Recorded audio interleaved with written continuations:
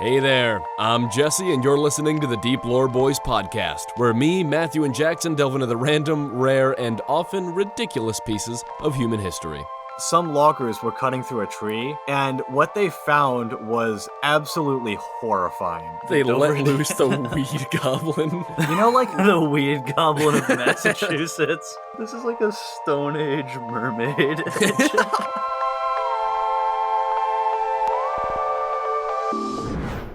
Oh, we forgot to specify, Matthew, basically lied in the last podcast. Oh, I did, yeah. I said that Avatar 2 was Wait, what? severely underperforming.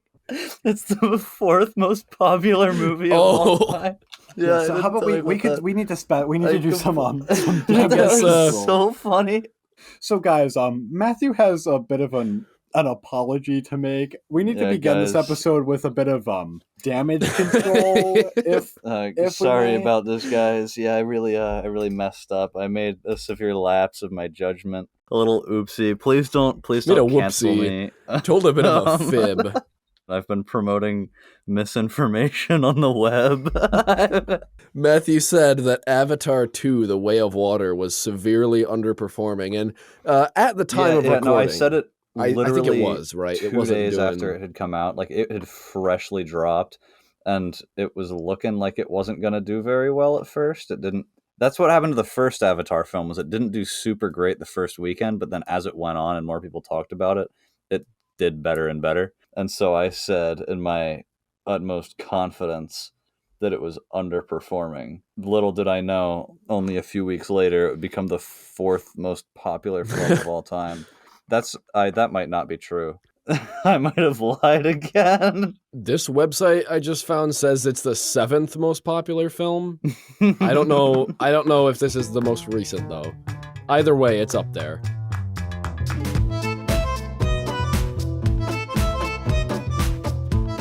What about the Dover Demon? okay, yeah. I love the Dover Demon. I don't know anything about this. This is the first time I've ever seen him. So there's not like a ton to the Dover Demon story. It's just very interesting to me. 17-year-old William Bill Bartlett was driving along this road in 1977, and he saw this weird alien-looking guy. And we'll put a picture up on screen for YouTube viewers, but imagine a little gray alien, a classic gray alien, you imagine, the big head, big eyes, long limbs and spindly fingers, and he's just a little guy, and he just crawls around on some rocks. And so he saw that and was like, oh, that was freaking weird, and drove off. People say they see weird things all the time. The thing that makes this story interesting is that it wasn't just Bill Bartlett.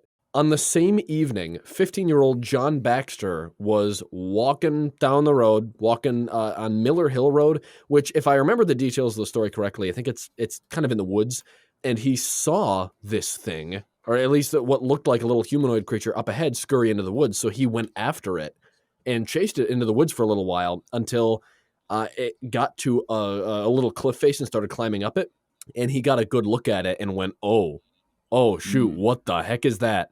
And described it as being the exact same thing. So these two people who don't know each other, completely unrelated, on the same evening, kind of in the same general area, saw this thing. And I think it's also, if you plot this on a map, like where the two sightings were, they're in a perfect line. You can draw a straight line from anywhere to anywhere. That's the thing, yeah. You won't be able to tell what direction it went. Yeah. That doesn't really matter. That doesn't exactly line up if you get It was on Miller Hill Road. So it was just running in a straight line across Massachusetts. Basically, that wasn't even an alien on the loose in Massachusetts. Dude. That wasn't even the end of the sightings, though, because 2 days later, another 15-year-old claims that they saw it, too. So we got three separate sightings. All from high schoolers. All from children. Wait, what was the other guy? Third one was Abby Brabham. Claimed to have seen the creature the following night on Springdale Avenue. Yeah. There's a trend here that I really like between this and like the Voronezh giant and the Wallaton Park gnome incident, where like the children say that they've seen it and the adults are like, no, there's no way you actually saw that. But here's the point. Maybe it's like Santa in Polar Express, where like you have to believe to see The it. Dover Demon is Santa confirmed. No. Yeah, maybe Guys, we've just debunked it here. But this is in April. This is April 21st of 1977. What if Christmas of 1976, an elf like fell out of Santa's sleigh and got left behind? So he's just all like emaciated and goofy looking. Yeah. Maybe this is just like And some crawling poor around. elf. He's like the Christmas magic. He's like being starved from it, so he's warping into like Yeah. his primordial form, and he's like slowly devolving as he tries to get back. Jesse, you said you had the original newspaper clip. Yeah, I do. It's quite interesting and lends more insight than Wikipedia. I'll paraphrase a little bit because it's not long, but it's some parts are just unnecessary. 3 teenagers have reported seeing a creature resembling comic book conceptions of a spaceman at night last month along dark, lonely roads in this community of 5,000, about 15 miles southwest of Boston. Teenagers say the creature has no ears, no mouth, and no nose. It is described as 3.5 feet tall with a white melon-like head, rough skin, and glowing eyes. The only thing that worries me is the story of Bill Bartlett, said Police Chief Carl Sheridan. He described the youth as an outstanding artist and a reliable witness. It scared me to death. I couldn't go back and see it, said Bartlett, the first person to report seeing the creature. And he told the Associated Press that he was driving along Farm Street at 10:30 p.m., April 21st, when he spotted the creature so it was atop at a night. Stonewall. It was at night, yeah. Some suggested that the creature may have been a foal, a newborn elk, or a moose calf. And police reported that the creatures reported by the teenagers were probably nothing more than a school vacation hoax. Which, I mean, to be fair. Yeah, we got up to some devious behaviors. I don't know. He's pretty genuine, though. He says, Bartlett, the guy who saw it while he was driving, said, I, Bill Bartlett, swear on a stack of Bibles that I saw this creature. Oh, I mean, okay, that proves it, though. That does. I mean, That's big. Not even one Bible, but a whole stack. He Whole swore on stack. 64 Bibles that he... Was it the that King he James saw them. version, though? Because that, I mean... Usually I like to campaign for the existence of a creature, but I will have to say that people saying this was a baby moose are not that far off. No, honestly. I don't know. Really, if Look you've up ever a baby seen a moose. baby moose, yeah, look it up. They're beautiful. First, I have to specify they're some of the cutest creatures ever. What? That's just Well, like a that's deer. just the thing, though. But it's like a tiny fluffy deer, and you can see the shape of its face and the shape that he's described here. They have like that snoot. Yeah, but baby moose are kind of cute, and the Dover Demon is not in any way Don't cute. you dare diss this guy. He's not good Jackson, looking. he's a cutie. He's got W Riz. For real, man. Look at him. All of the sightings say that the thing had tendrils, which a baby moose is not going to have. It's still going to have hooves. So Tendril that fingers. part makes it look like... fingers, yeah. I would just like to state that this is only one day after 420 Day. So how do we know this creature was not just like the embodiment of weed? This was the 70s. They didn't The have weed weed goblin. You know, like the weed goblin of Massachusetts. They call this thing the Dover Demon, yeah. this is your brain, and then the Dover Demon, that's your brain on drugs. That's what it was. It was just created by the police to get children to not take drugs. That's what this was. They Dover let loose the weed goblin. That's why only children can see it, Jesse. Oh, because he been devious? He is. He's devious. Oh. What does that mean? I get it now. Okay, that makes sense, actually. Wait, did he only appear to the kids that were like thinking about smoking weed? Bill Bartlett was on his way home and was like, "Gah, Yeah, I Just- think he was like, I man, don't know, it can't be that bad." I don't know, I'm going to smoke some weed. And then he was like, oh, The weed goblin. The Dover Demon appeared over the wall and was like, "Vaping can cause you to inhale toxic metals into your lungs.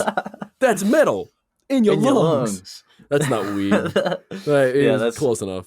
I was kind of thinking he popped out of a bush like that three-eyed monkey at the ending of those Nickelodeon shows. Oh, yeah, like What? Paul. Yeah. Yeah, he You just know, like, pops out. hi, He's I'm Paul. like, except instead of saying, hi, I'm Paul, he just says, vaping. If you vape, you can be inhaling toxic metals like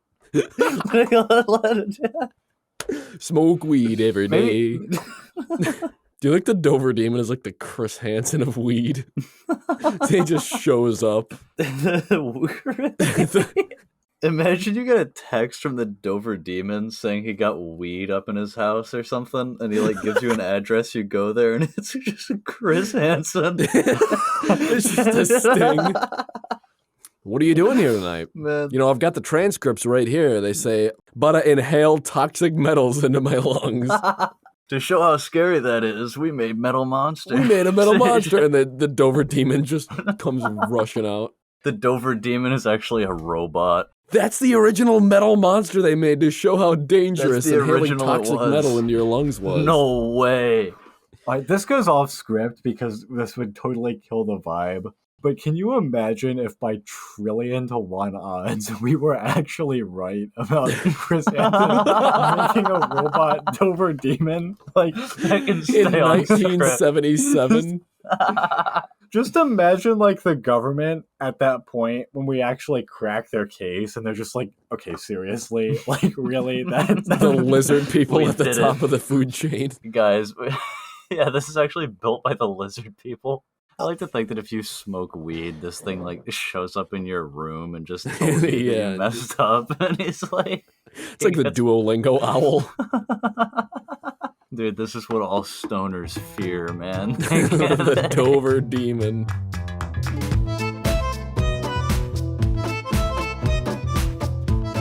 Stucky the mummified dog. Oh, this dog is... I used to be scared of him when I was a kid. I want to clarify that. I was very scared of Stucky when I was a kid. Should we do a warning beforehand that this is a bit of a darker topic? No. Okay. Jump scare them. We've with it. never Just don't done even say that anything to before. say. I feel like that would set Yeah. this one up to be like the most dark, gruesome, despicable like- topic ever. I forget exactly how I heard about this dog, but I've known about him for most of my life. So, just judging by the picture here, which I'll put on screen for YouTube viewers with a word of caution, because it's a little, it's going to keep me up at night. I'm going to make the educated guess here that Stucky the dog is stucky in a tree, and he's been there for a long time. He was trapped in there for over 40 years, basically. What? It's actually a pretty happened? sad story. Yeah, so in Alabama in the 50s, there was a man who owned several coon dogs, and he took them out hunting one day, and he had this one that he really liked. But unfortunately, after that dog had found an animal, he never really came back. He just ran off, and then they couldn't find him. The guy went out there for several days looking for him, but the dog just wasn't there. So several years later, in the 1980s, some loggers were cutting through a tree, and what they found was absolutely horrifying. I would not blame any of those loggers if they had just immediately crapped themselves from just seeing this. Yeah. This is one of the scariest images Okay, I've do ever not seen. disrespect Stucky here. He's a real dog, okay? I don't... he's Well, not he that was a real bad. dog. He's dead now. Yeah, It's not the unfortunately. scariest thing ever. He's in a museum now. Can someone explain to me what I'm looking at with this image? I'll describe it for those who are just listening. Imagine you cut a tree down, right? And you start at the bottom, you cut the whole tree down, it tips over, and you get jump scared because coming out of the middle of the tree, the very core, is the upper half of a dog, its front legs and its head, and it's very well preserved. But it looks like he's coming out of the middle of the tree. What part of the tree am I looking at here? That's okay. This is the main trunk. They cut the tree down, and the tree was hollow on the inside, and so they cut it down, and he was just in the middle of it. So he went up to the top of the tree and fell He down climbed. into Yeah, it. he died vertically. So he climbed Okay. up the tree and then died like that. Yep. And then they cut the tree down and found him. So coonhounds, when they see an animal, they will completely forget everything that's around them and not even care if it's they're near a cliff or near a situation like that, and they'll just focus on hunting the animal. So whatever he was hunting went up the tree, and he just went right up there with it. And unfortunately, he forgot to think about the fact that you can't exactly get back down once you're up in there. It's very hard. Okay, Whatever, right? apparently he was 28 feet up the tree. Wow. Good. So he Goodness. climbed way up there. And was he, I can't tell by the photo, did he get stuck in there upside down or was he facing up? He was facing up. He went up the tree.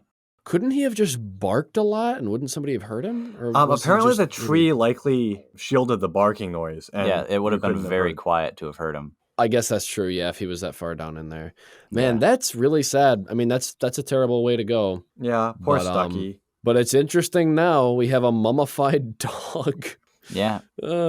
Yeah, it is a really sad topic, but like he did get 28 feet up that tree. Can we just discuss that? For a bit? It's admirable. Yeah, that's impressive. Like, that's like yeah, taller than I am. Yeah, that So- he really got up there.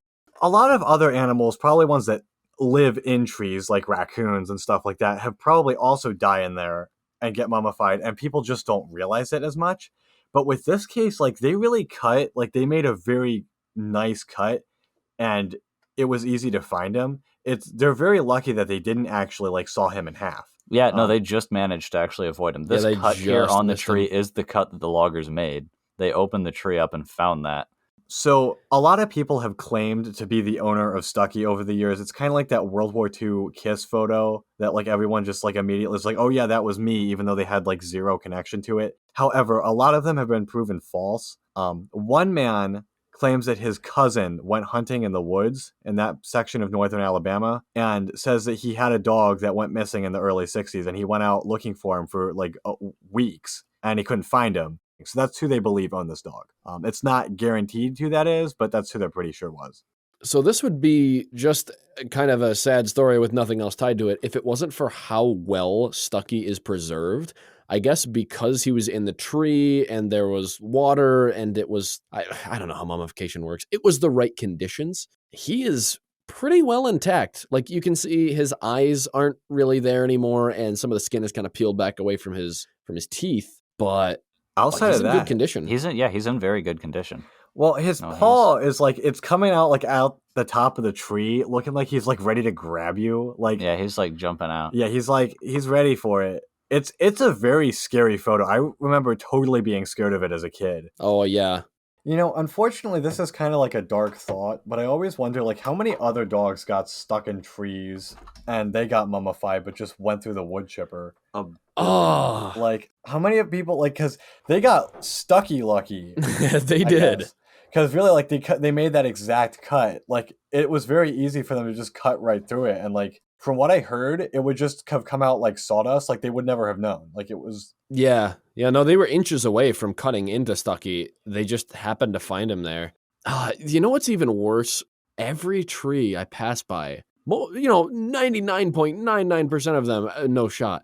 But there might be a tree that has a dead dog in it. And I would never know. I could be climbing that tree. I could sit in its branches and read a book and drink tea, and there's a dead dog inches away from me, and I would never know. I mean, though, people, like, they bury their animals and they read books next to them all the time. So it's kind of like the same thing. It's just you don't know what's there. Yeah, it's just like a jump scare corpse. For all of the young children watching the podcast, this tree has to have a hole in the bottom that a dog can climb up, and has to be rotten, and has to have been rotten since, like, the 60s. For all the young children watching the Like, podcast, your dog is probably going to get stuck in a tree if you don't keep a good eye on him. No. Watch out. keep let an eye your on dog your dog loose in the woods. The trees will take him.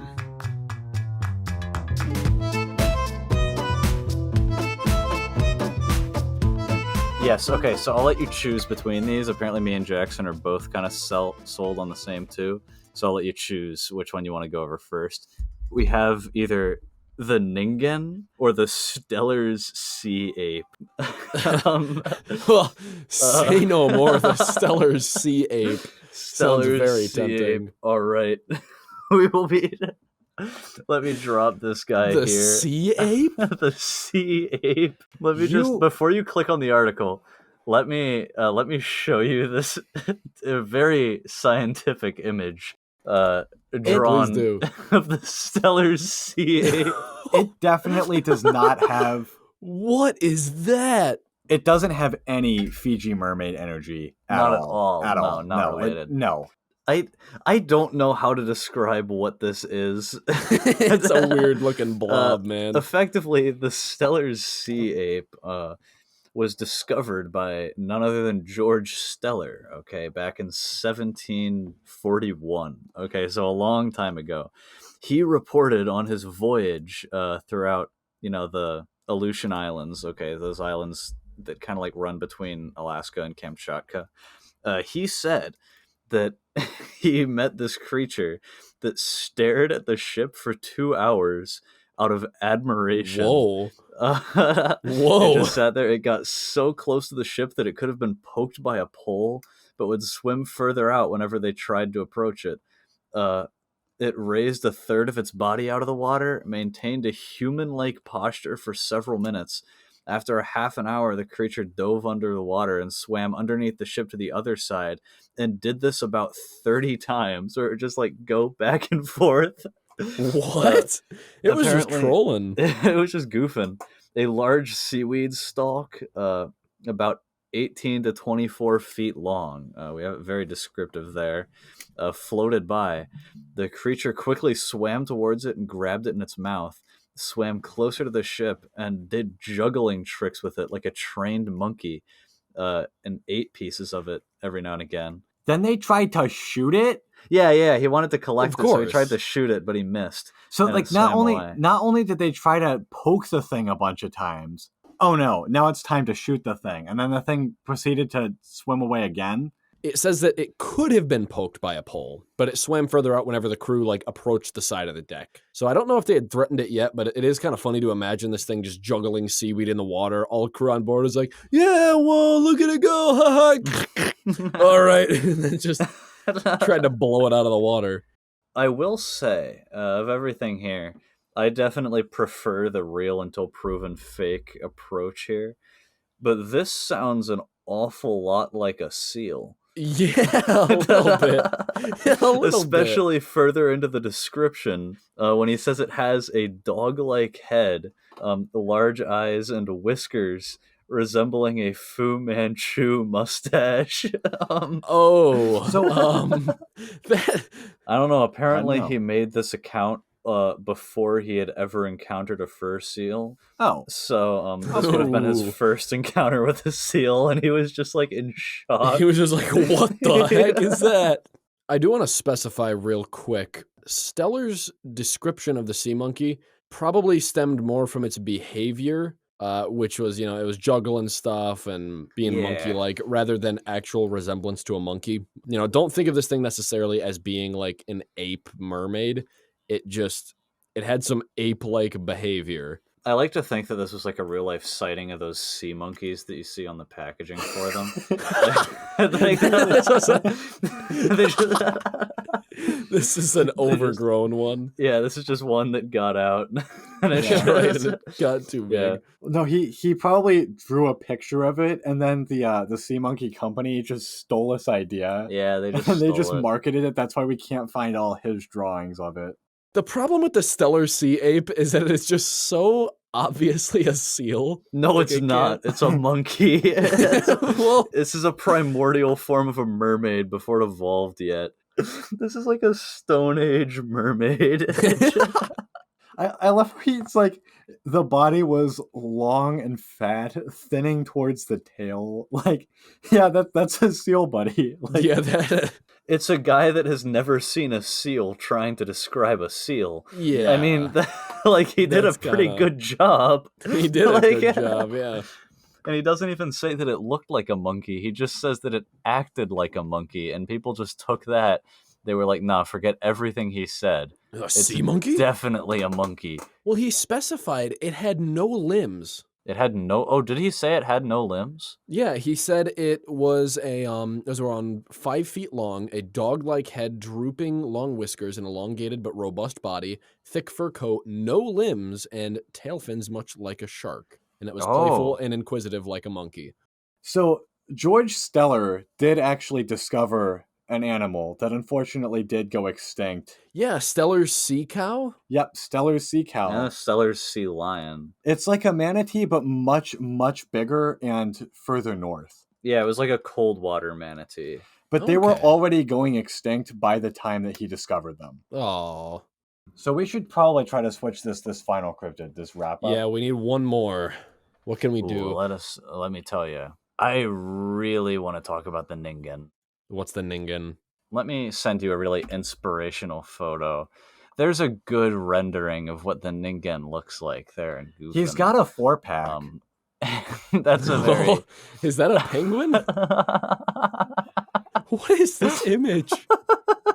This thing is cursed. CGI Ningen. It's got like a weird 4-pack for no reason.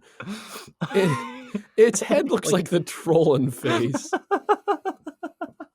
Why are its feet so human? I really, really like him.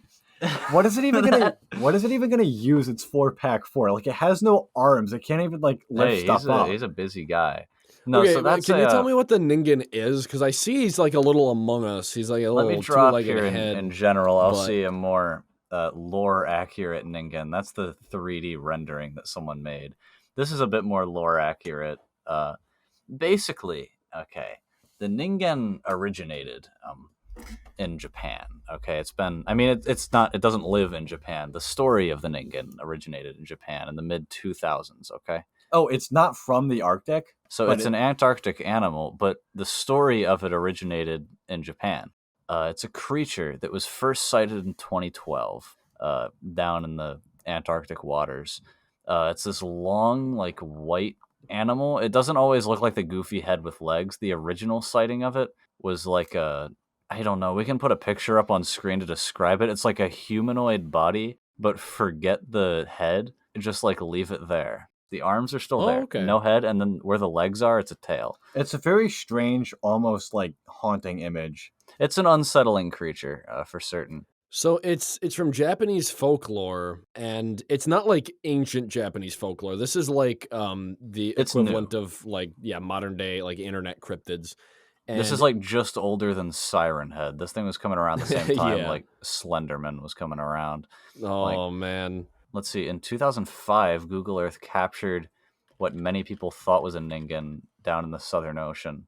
In 2010, a Japanese chemical research company published a YouTube video showing the ocean life that they had observed, and near the end, a large creature with small eyes and a large smiling slit-like mouth can be spotted lying on the ocean floor. Most people think that the infamous Ningen was spotted. Some people say it was most likely a snaggle-toothed eel.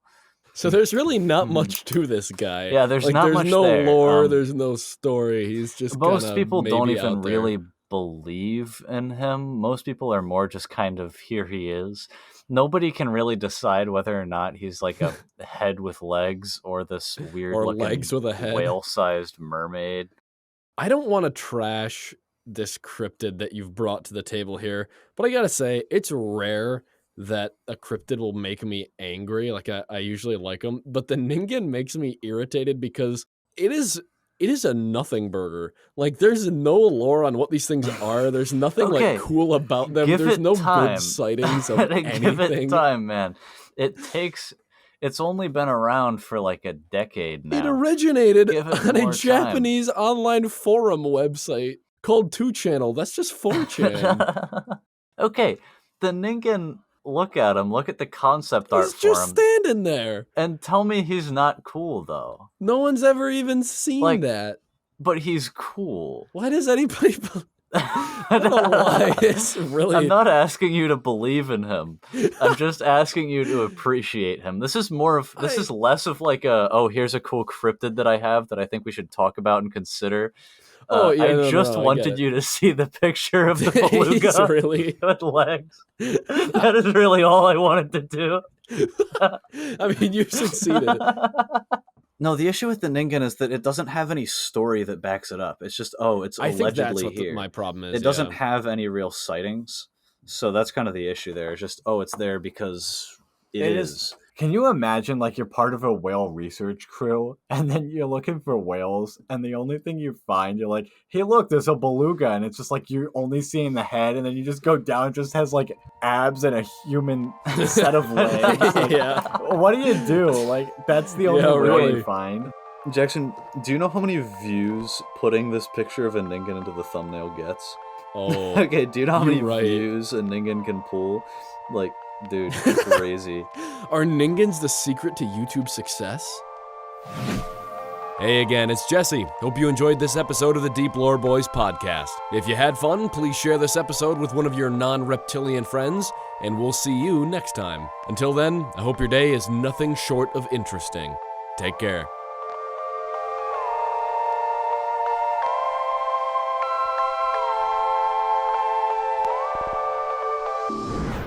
I'm gonna go post that one on Twitter.com.